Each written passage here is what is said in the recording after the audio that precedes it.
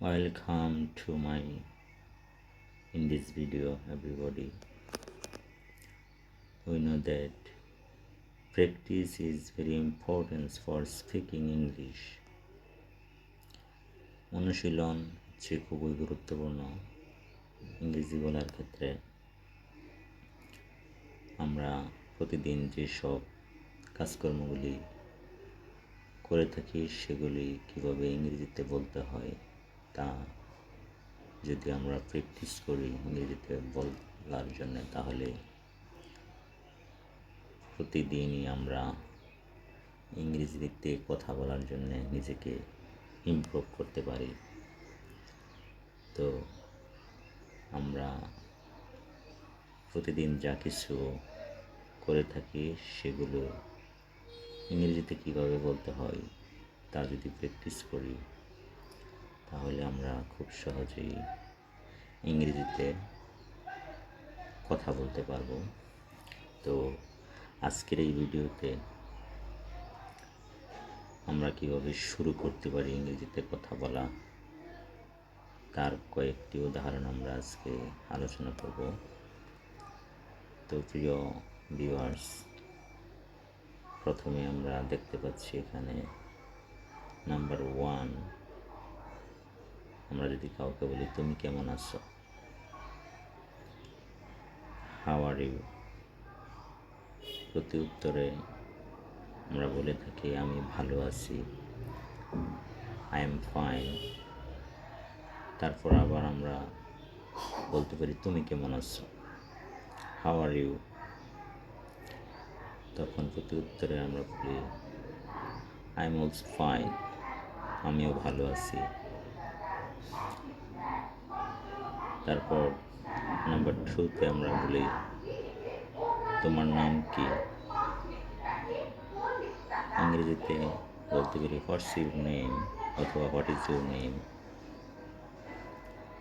তারপর নাম্বার 3, আমার নাম কামাল, ইংরেজিতে আমরা বলতে পারি my name is Kamal. Number 3, তোমার নাম কি,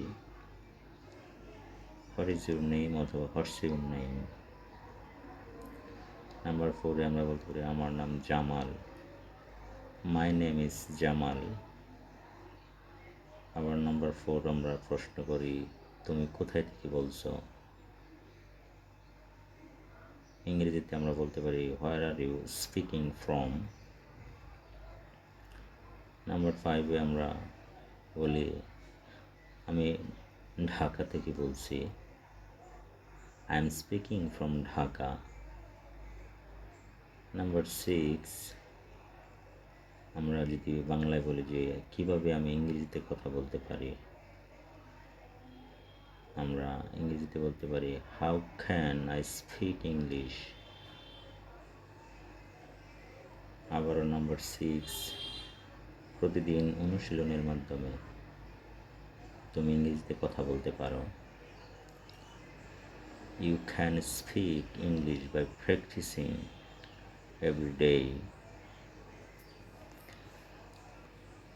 নাম্বার 7, তুমি এখন কি করো, what are you doing now. আমরা উত্তরে বলি যে আমি এখন পড়তেছি, I am reading now.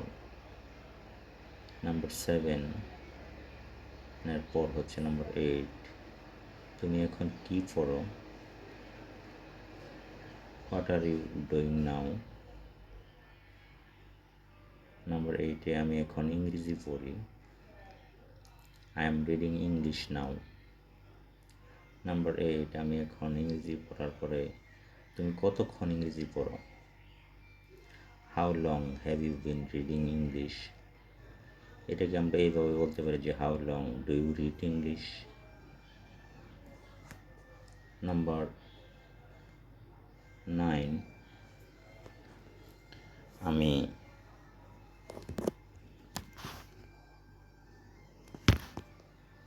30 minute ইংরেজি পড়ি, I read English for 30 minutes. আমি 30 মিনিট ইংরেজি পড়ি।